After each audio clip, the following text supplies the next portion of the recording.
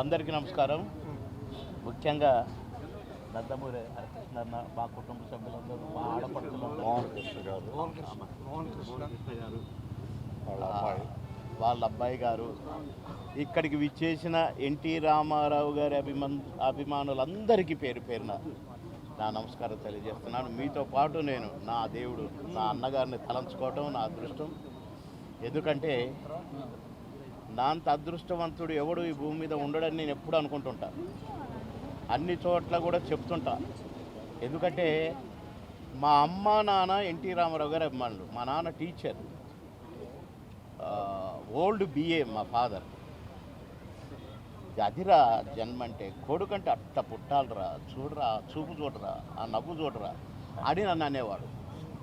నేను ఎన్టీ రామారావు గారిని చూడమంటాడు ఏంటి, నేను బాగానే ఉన్నా కదా అనుకునేది. అలా అభిమానులు అయితే మా నాన్న అమ్మాలను బట్టి నేను ఎన్టీ రామారావు గారు అభిమాని చిన్నప్పటి నుండి, 3వ తరగతి నుంచి. అలాంటి నేను మా అమ్మ నాన్న ఏమంటా అన్నారో ఎన్టీ రామారావు గారిని కలుసుకోవడం జరిగింది. వారి చేత తమ్ముడు అని పిలిపించుకునే భాగ్యం కలిగింది నాకు. తమ్ముడు ఎక్కడ అనేవారు షూటింగ్కి రాగానే, మేజర్ చంద్రకాంత్ అప్పుడే. ఆ తర్వాత ఎన్నో సందర్భాల్లో అన్నగారిని కలిశాను. అసలు ఈ ప్రచారం ఏంటో, రాజకీయం ఏంటో నాకు ఏబిసిడీలు కూడా తెలియదు. మా ఇంట వంట మా వంశంలో ఎక్కడ లేదు, అందరూ ఉద్యోగస్తులే. అలాంటిది తమ్ముడు నువ్వు చాలా బాగా మాట్లాడుతావు, మీరు అక్కడికి వెళ్ళండి, వారి దగ్గరికి అని అన్నగారు నన్ను. నేనేంటి, ప్రచారం ఏంటి నీ మాట అని కంగుతిని ఒకరోజు మధ్యాహ్నం 3 గంటల వరకు అట్లే ఉన్నాను. తలసాని శ్రీనివాస యాదవ్కు ప్రచారానికి వెళ్ళమన్నారు నన్ను. నేనేం ప్రచారం చేయాలి, నాకేమొచ్చు, అసలు రాజకీయం ఏం తెలుసు అని నాకు కళ్ళల్లో నీళ్లు కూడా వచ్చినాయి. కానీ అన్నగారు చెప్పారు అని రాణిగంజ్ నుంచి మొదలుపెట్టాను. రాత్రి 12 గంటల వరకు తిరిగాను, అందరిని కలిశాను, బ్రహ్మాండంగా గెలిపించాను. ఎంత సంతోషపడ్డారో అన్నగారు. వెరీ గుడ్, వెరీ గుడ్ తమ్ముడు, మీరు చాలా.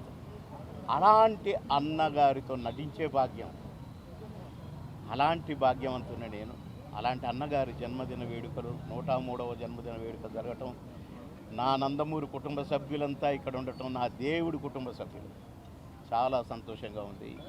మాట అంటే మాటే, చేతంటే చేతే.